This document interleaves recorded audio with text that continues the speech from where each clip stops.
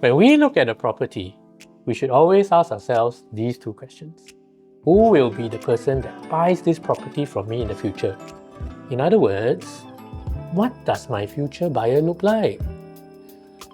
What does my future buyer want, and how much would they be willing to pay for it? Get it wrong, and I'm afraid we might be shooting ourselves in the foot when it's time to exit. Are you ready? Let's go.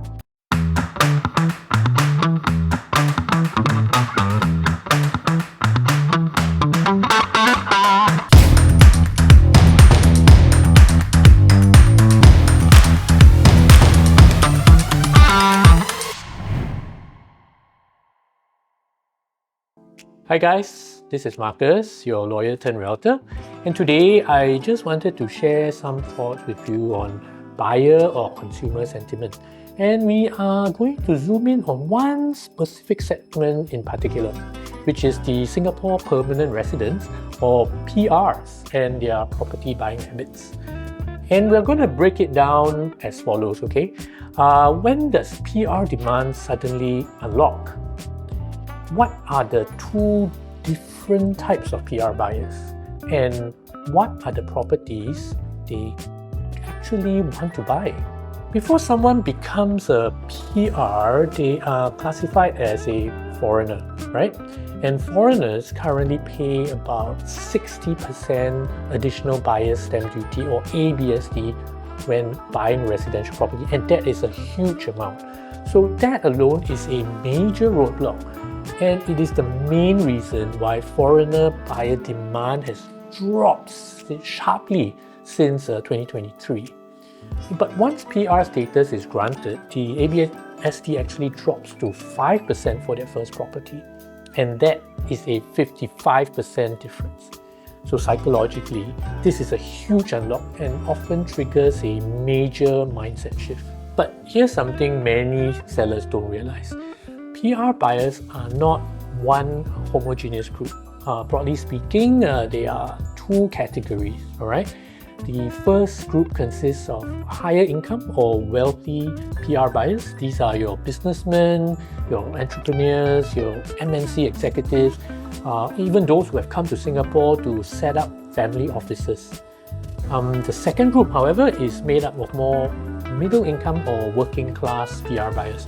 So these are working professionals, salaried employees who have carved out a living here in Singapore. So let us first address the first group of buyers. Once their PR status is approved, these buyers are immediately spurred into action. Now I can stop renting. Now I can own something long term. Now I can renovate a home exactly the way I want. And now I can hold a trophy asset and potentially pass it down to my children. I know you guys must be thinking, they are so well off, surely they would go for the best-in-class asset, landed housing. They most probably would if they were allowed to. But the fact is, landed property is actually a restricted category.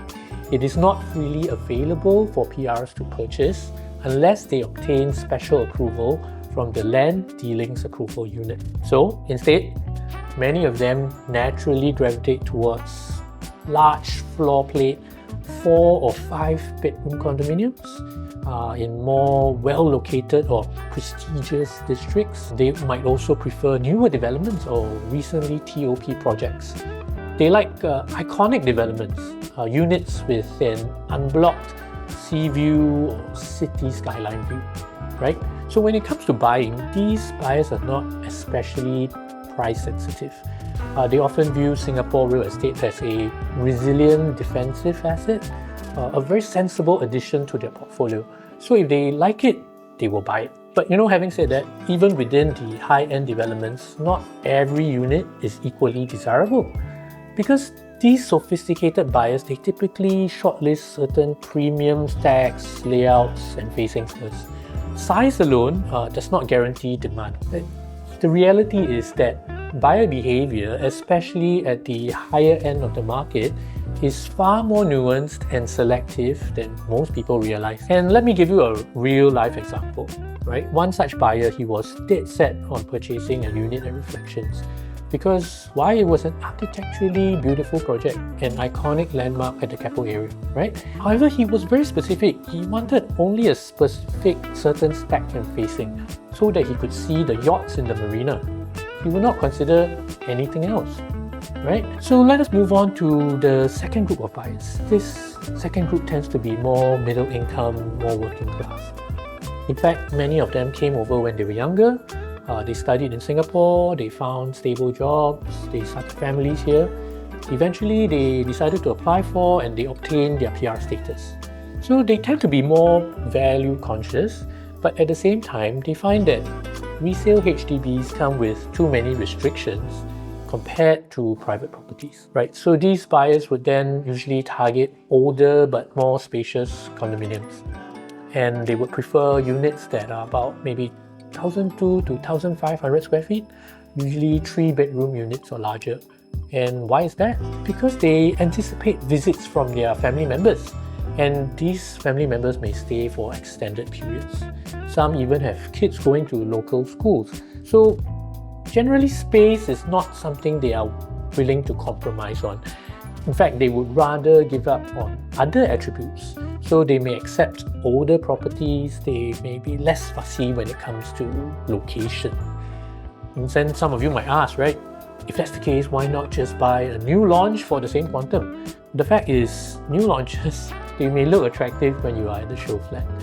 But once real life situations are taken into consideration, the limitations of space become very clear. You simply cannot comfortably fit 5 or more people into an 850 square foot unit, no matter how efficient the layout. Another factor is the waiting time, right? So new launches require 3 to 4 years of construction before completion. That means continuing to rent during that time. For many of the PR buyers in this second group, continuing to rent just feels like wasting money once buying becomes possible.